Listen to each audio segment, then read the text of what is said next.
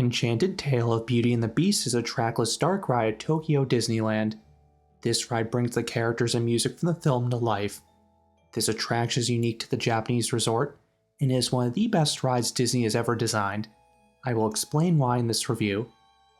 Walt Disney World's Magic Kingdom added a small Beauty and the Beast section in 2012 as part of a Fantasyland expansion. This includes some themed buildings, eateries, and a live interactive show in Enchanted Tales with Belle. While small, the area looked cool, but I couldn't help but wish the IP got a full ride. Flash forward to 2016, Tokyo Disneyland announced they would close the Grand Circuit Raceway car ride and replace it with a Beauty and the Beast area. This will be anchored by a bona fide e-ticket attraction, an Enchanted Tale of Beauty and the Beast. This attraction opened in 2020 in the midst of the COVID-19 pandemic, but it quickly became one of the resort's most popular attractions. Let's start with the area. A large chunk of this looks similar to what you have in Florida, with cottages with a front. And there's a Gaston fountain in the midway, but there's a major difference in the back of the land. In Florida, Beast Castle is merely a scenery piece set way back on a hill. In Japan, you have a much grander castle that is nearly 10 stories tall. It is ornate, and I think you could make an argument is even more photogenic than the park's main castle. This houses the ride. Then the surrounding area looks great as well. There are flowers, some rockwork with waterfalls, and gargoyle statues. The amazing visuals continue once you're inside the castle. You walk through corridors, past some decor and character animatronics. This leads to one of the best pre-shows out there. It is a large multi-story room. The backstory of the film is told on a beautiful stained glass window. It is an interesting artistic choice that works. You learn a mean prince is cursed and has turned into a beast. Moments later, an incredible beast animatronic appears on a balcony. The fact an animatronic this detailed was used merely for the pre-show shows just how much love and care went into this attraction. Shortly thereafter, a Belle animatronic appears on another balcony across the room. She too looks great, as she has a full face versus some of the animatronics through the years that have projection-mapped faces. She is looking for her father, who we know from the film ended up in Beast's castle due to a storm.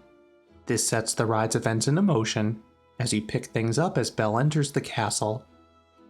The approach to the load platform has all sorts of decorative pieces, and even animatronics for Lumiere and Cogsworth. Fortunately, this ride has a huge throughput. It has an estimated hourly capacity of roughly 1,800 riders. Guests sit in teacups. Each teacup has 10 seats.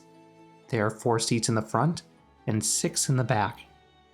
The ride has separate load and unload platforms. Then each platform is divided into multiple bays, so 6 cups can be loaded and unloaded at once. 6 cups then move through the attraction together, meaning each dispatch essentially sends 60 guests through. Still, this ride often has the longest line in the park due to its immense popularity. Most days, it is a 1.5 to 2 hour wait for most of the day. There are ways to avoid the worst queues though. The easiest way to get on this ride quickly is with Premier Access. This paid skip the line pass costs 2,000 yen, or $13 US per person per ride. I think this is definitely worth it given how long the queues are. You can purchase this once you are scanned into the park, and you can buy this ride multiple times, pending availability, but it often will sell out by the afternoon. You join the queue right before the pre-show, so you do not miss that. With some of the on-site vacation packages, you get Premier Access. Some packages have you select the rides. I strongly recommend Beauty and the Beast given how popular it is. Other packages allow unlimited use of Premier Access. This is the only way to marathon this attraction. If you stay on site, you can take advantage of Happy Entry. This perk allows you into the park 15 minutes before the other guests. This means you can get ahead of the crowds for your first ride of the day. Doing some simple math, there are over 3,000 rooms at the resort. That means there could be roughly 10,000 or so guests on site at once. Assuming they split up evenly between Tokyo Disneyland and Tokyo Disney Sea, you could have a few thousand people at each park for opening. Most of the guests visiting Tokyo Disneyland want to start with Beauty and the Beast, so to be towards the front of the pack, I would recommend arriving at least an hour before the park opens. If you do not have happy entry, I do not think it's wise to start with Beauty and the Beast in those days. With the hotel guests already there, the queue will already be backed up. It often spikes to 2 or 3 hours right after official park opening. If happy entry is not in effect, you can try to rope drop the attraction. Again, arrive 1 hour before the park opening to try to get ahead of a decent chunk of the crowds. Lines will decrease as the day progresses, but you have to be careful. This ride will close its queue early if the line gets too long. If this happens, it'll usually close 30 to 60 minutes before the park does, but if you can get in line during that last hour, you will wait a fraction of what you would earlier in the day. And if you visit on a quieter day like we did, the ride was near walk-on right before close. I was surprised the attraction did not have a single rider line at first, but the crew does a good job separating groups to minimize empty seats. At the end of the queue, you are assigned a teacup. Because of how the seats are spaced, adults will have a good view regardless whether they're in the front or back. If you have a small kid, it may be worthwhile requesting the front. Unlike many theme parks in Japan, Disney will honor seating requests if you ask nicely. Once seated, riders are secured by seat belts. This is a pretty common restraint in Disney's modern dark rides. Once secure, you move forwards and wait for the other 5 teacups to arrive. Once set, the doors open and the ride's awesome musical score begins. You are brought into the famous Be Our Guest scene from the film. There's a fairly empty table in the center of the room with Belle. This Belle animatronic looks very lifelike, much like the one from earlier in the pre-show. You are brought towards the back of the room, where a Lumiere animatronic greets you and begins singing the beloved song. When you turn around, the table now has some character animatronics on it. Those were not there before. Your cup then moves around the room, gently spinning and rocking to the music.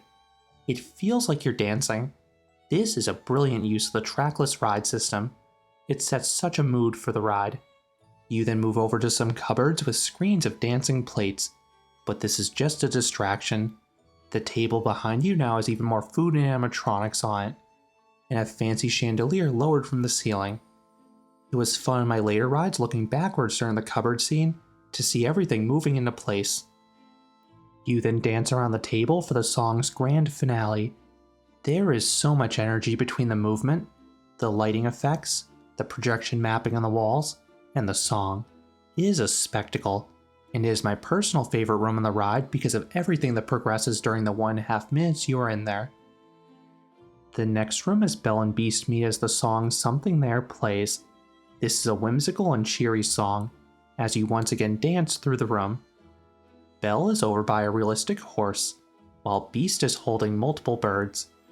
This Beast animatronic again looks outstanding, between the detail and scale. You again are in the room for 1.5 minutes. The next sequence is more akin to your typical dark ride, as you move through scenes linearly. This brings you towards the climax of the film. Belle and Beast are happily together on a balcony, but behind you, an angry mob forms through shadows. I did think it was a missed opportunity not to have a Gaston animatronic, but I assume this was deliberate to avoid showing that character's fate. I have noticed the newer Disney dark rides have intentionally avoided showing the graphic and brutal demises of the villains. The next scene finds Beast presumably dead on the ground. Belle is on her knees crying, professing her love to Beast. This sets up the best effect in the ride, and honestly one of the best effects in the world. It took me a few rides to realize what had happened. Beast, who is being portrayed via a holographic Pepper's ghost effect, levitates up into the air. He then fades away to reveal a Prince animatronic seemingly floating in midair, who had risen from the floor behind the Pepper's ghost. It is a stunning reveal. The way Disney utilized lighting to disguise the animatronic's entry is masterclass. You then move to the grand ballroom for one more scene. This is another one where you're in a large room and dance about. This time, you move about to the iconic Beauty and the Beast song. All the supporting characters appear in their human forms off to the side. Then in the center of the room, you have a Belle and Prince animatronic happily dancing. It is beautiful between the visuals and music. I know many fans of the film who have teared up at this point. You then back up to the unload platform, ending the roughly 7.5-minute long experience. This is a long and mind-blowing dark ride. The one con I've heard is that there are less individual scenes of this attraction than other dark rides. This is because you move through the same scene for 1.5 minutes at a time. I personally do not think this is a negative. Those scenes are very interesting between the movement, visuals, and audio, so you're more than happy to spend some more time in there. And those scenes evolve as you're in there, with new reveals taking place. Practically, this was also a cost-effective move for Disney. By spending more time in each room, riders could get a longer ride without Disney physically having to build and theme additional spaces. The last thing I want to elaborate on is the motion. You get some light whip on the 360-degree turns and rotations, but it's likely not going to give anyone motion sickness. It is meant to direct your attention and simulate dancing versus being outright thrilling. What would I rate Enchanted Tale of Beauty and the Beast? This ride earns a perfect 10 out of 10. This is easily one of the best dark rides in the world. The physical sets and animatronics are outstanding, and the trackless ride system works to perfection. It is so unique how you move through each room like an orchestrated dance, and hearing the ride's incredible soundtrack start to finish really gets your emotions going. This is an absolute must for fans of Beauty and the Beast, and it is a cannot miss attraction at the Tokyo Disney Resort between its quality and uniqueness. Those are my thoughts on Enchanted Tale of Beauty and the Beast, the world-class dark ride at Tokyo Disneyland. What are your thoughts on this ride? Let me know down in the comments.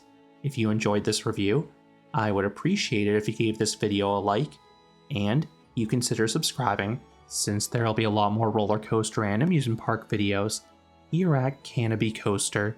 Thanks for watching.